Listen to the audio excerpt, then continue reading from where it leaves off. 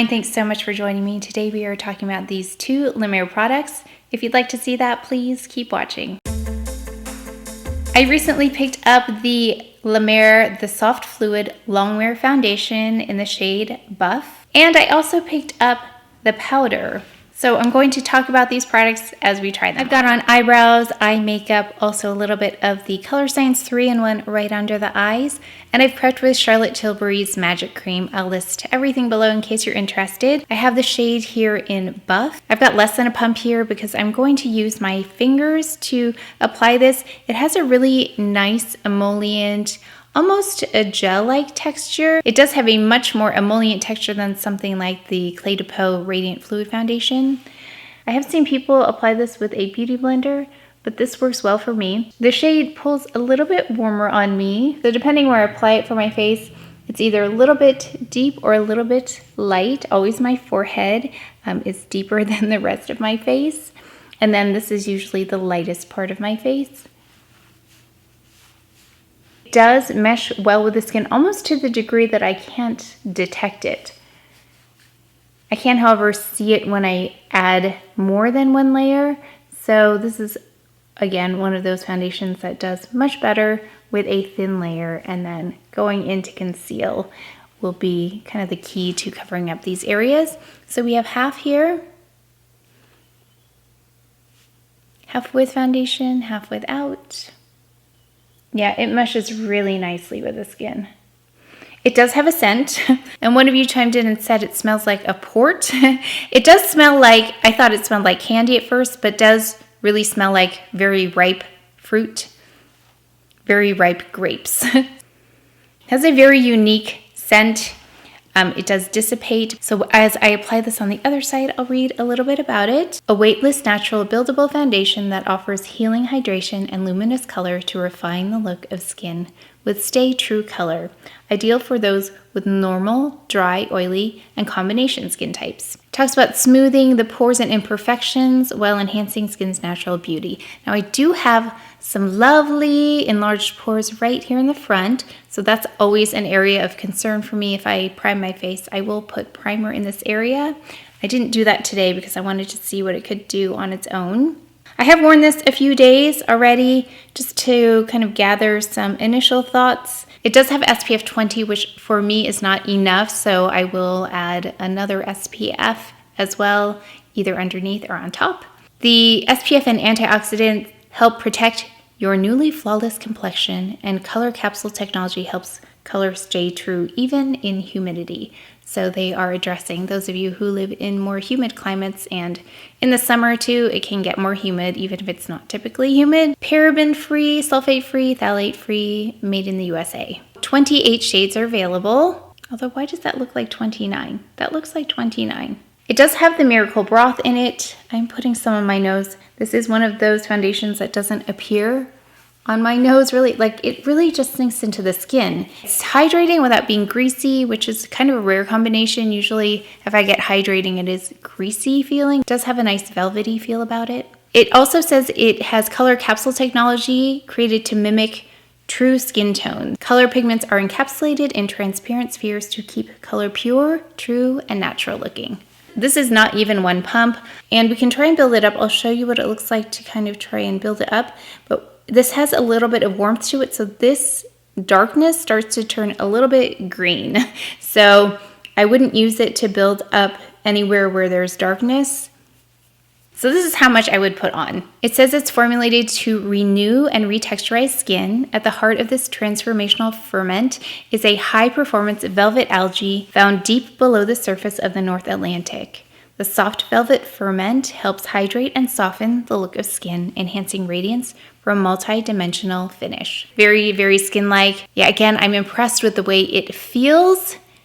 Yeah, it's just different than other foundations that I've tried. This is imperceptible in terms of looking like I have foundation on my skin with the amount that I put on. I'm gonna go ahead to concealer, and then we will try on the powder. I concealed with Clé de Peau, Almond, and Mocha. I always use that combination. I did not use the Charlotte Tilbury color corrector today, so those worked really easily with the Buff shade in the La Mer. We've got the La Mer powder here. It comes with a little puff, but I tried that little puff thing and it was a disaster. It may have been that I was using it with a combination that didn't work with it. I actually had the Chanel Fresh Water tint on, and I don't know if it's the skincare underneath that, because I had used it the day before and it was fine. But when I put this on top of that, it became like, I want to say dough. So you know when you add water to flour, that's what happened. So this so far has not been a universal powder for me. And then I struggle with this. So it's got the, you know, things here. So I kind of put the powder on the lid first, so I can kind of regulate how much is going to go on the brush. And I'm using my Ray Morris. This is the Deluxe Kabuki brush. And this works better for me than that little puff that comes in there. Yeah, it just was too much and it was uneven. So let me know if you had luck using that puff that comes with it. So under the eye. And it does have a reflective element in there, which I was a little bit surprised about. I haven't really researched this much. I just wanted to kind of pick it up and try it. If you do add more than necessary, you can see a bit of that shimmeriness, and it reminds me of the shimmer that you get from the meteorites. Almost between, say, meteorites and hourglass, it's like a muted kind of reflective quality. But it's in there. I mean, it's not a matte. So we'll do half. It comes across as a little bit pink on me, just slightly. I'm trying to build it up here on the pores to see what happens. Yeah, I wouldn't do that. Kind of like, you know how meteorites can bring out texture if you add too much? That kind of is what's happening here with this powder. So the less, the better, I think, with this powder. Yeah, I think you can see the light bouncing off of it because it does look more illuminated here than here. While I apply this, let's see what it says. See if I can read and apply powder at the same time. This luxurious finishing powder is formulated with the brand's potent Miracle Broth. It's so incredibly light that it appears to float. It is very light. I'll give it that. It's probably one of the lightest powders I've tried. I wasn't watching when I was applying it here, so whatever I did, it's not as blurred here in terms of the pores as it is on this side. A translucent coverage, new and improved update on the original. Again, I didn't try that. The powder now contains Miracle Broth. It diffuses light and magnetically attracts to skin for a perfect fit and flawless finish. Air-spun, seaborne particles, some of the lightest materials on Earth, help this beautiful formula create an imperceptible finish and set makeup impeccably. So I think that's what I said about the foundation. The foundation is imperceptible. I think actually the foundation is more imperceptible than the powder. I mean, I can perceive that there is powder on my face. Not in a bad way, but it just doesn't look like it did before I finished it. Yeah, it says just the smallest amount helps you achieve a perfectly radiant look. So I would definitely go light-handed with this one as well. I'm gonna finish up. Actually, let's see how this goes. I keep trying this in different lighting so we can see the true color because I feel like it's just not accurately capturing it. So this is in medium. Charlotte Tilbury. No, this is in medium. Yeah. I'm still waiting for refills to come in so I can get the tan. I don't want to waste more packaging on this since it is refillable. So it definitely is cooler than, say, the Guerlain bronzer, which I have it right here. I'm gonna go in with the Guerlain Terracotta Matte also.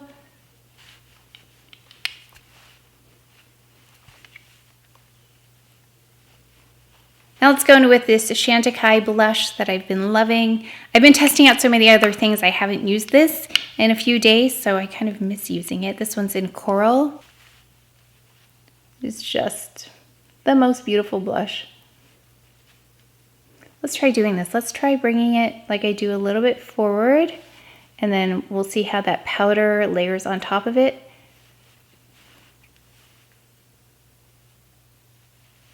Yeah, this one has a lot of color payoff once you get it going.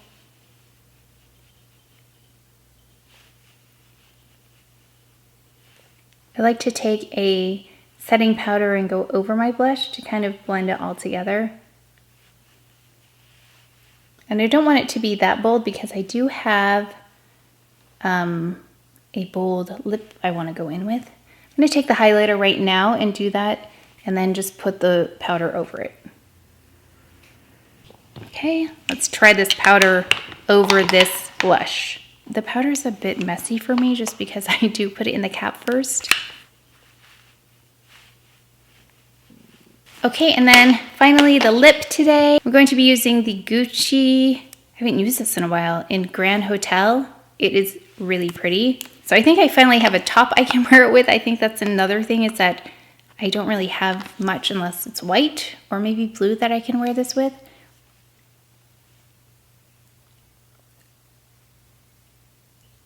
Oh yeah, by the way, if you were watching that vlog where I asked about this, where I talked about buying this, the elastic on here isn't too tight. I was worried it was going to be too tight.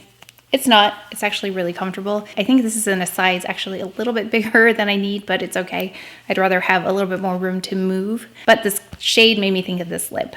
Let's talk about this foundation first. The shades were a little bit easier to pick on this one. They actually have swatches where they are numbered.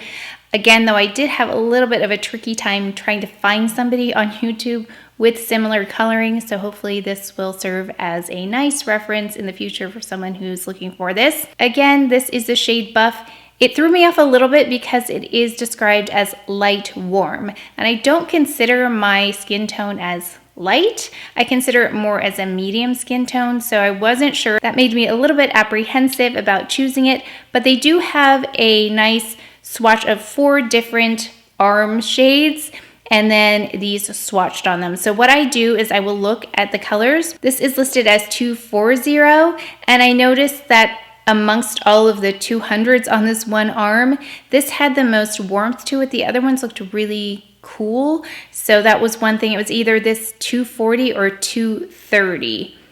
So I would be curious about 230 for the center of my face. I think this was perfect for right here, a little bit light for my forehead. So I probably have about 3 different shades on my face, but this was a nice in-between color. It says it's an iconic skincare and luminous color in one. Layer and build this fresh feel foundation to create the flawless look you love. I feel like building it up though doesn't lend itself to the beautiful texture that it offers. I noticed that when I built it up, especially in the areas of texture, it took away from the imperceptible nature of this foundation that I think is so beautiful. A silky, weightless formula, instantly comforting and helping skin look balanced throughout the day. Skin is plumped with hydration. Fine lines look softened. I don't have very many fine lines, but I noticed the overall texture looked softened. Imperfections virtually disappear. Of course, with my dark spots, I haven't found anything that covers them up foundation-wise. I always have to go in with a concealer. Imperfections virtually disappear as UV protection defends against future damage. I feel like, again, SPF 20 is not enough for me, but it is something, but I wouldn't rely on this for my SPF. And then it says available in 21 luminous shades. Okay, I've seen different numbers. I've seen 21, I've seen 28, and I've counted 29. So I'm not quite sure which one it is. I'll list it below when I figure it out. I would love to do a side-by-side wear test. That might be a nice way to see both the Sisley and the powder and the La Mer and the powder in terms of long wear, because they both are long wear foundations. Okay, so the powder. I like the gossamer kind of effect it has on skin. It's very lightweight. Looking at my skin, like, the foundation is almost imperceptible. It looks like I didn't put foundation on because I can see the darkness coming through of this, whatever this is. So that's interesting. But yeah, you can see all kinds of little like discoloration. So you can see your skin through this if you want to. I only did put on less than a pump though. So I do like what it did to the texture more than anything else on the skin. Again, I wouldn't rely on this without concealer. So back to the powder though, I do like it. I think under the eyes is going to be interesting to watch for creasing. So far, I have noticed that it has really done a nice job of keeping everything smooth under there, and it's a little bit illuminated. It reminds me a bit of the Kogan Dough, that one that has the swirls in it, that powder. Actually, it's reminding me of that now that I'm saying that, because it did have like a little bit of sprinkling of that meteorites kind of quality with a powder. And this, now that I say that, I should test them side by side. So yeah, I will test that side by side for you, but that, now that I'm saying this out loud, it is reminding me a little bit of that. But yeah, underneath the eyes, I think this might be a nice thing to use on a more consistent basis. I think I have other powders that do more of what I need them to do in terms of doing a little bit more blurring. And so this doesn't claim to be blurring. So I do like something that has a little bit more blurring. So if you are looking for blurring, this one isn't doing it for me. In fact, I just have to be careful not to add too much as well, because then that just compacts the shimmer on there and emphasizes these pores right here. So that's a powder. I mean, it's lovely, but I don't see myself using it all over my face unless there's a specific look I'm going for. I just feel like I have other powders that I would go to before this, but I'm glad that I picked, I'm glad I picked both of these up. And that's it for today. I really hope this helped, though, for color selection purposes, because I had such a hard time. I've been having a hard time online, but I think this one was pretty close. These are both lovely products. They both do what they say they're supposed to do. It just depends on what your purpose is with these. So I do have, again, more oily skin, even though it's more mature. So I like this foundation because it does provide hydration, even though I'm oily, without being greasy. So that was kind of a unique thing about this. So I feel like this offers a little bit more in that aspect, that is hydrating without being greasy. Yeah, so if I was going to pick one of these two, I'd probably pick up the foundation before I picked up the powder. But I'll continue playing with both of them. So I think it's valuable to collect as much information as possible, and also through the seasons too, I think can make a difference. So especially during these hotter, more humid months, I think this is a great one to test out, especially with its claims. And that is it for today's video, so please take care of each other, stay well. And if you enjoyed this video, if you learned something, please give it a thumbs up, subscribe, and I will see you next time. Thanks.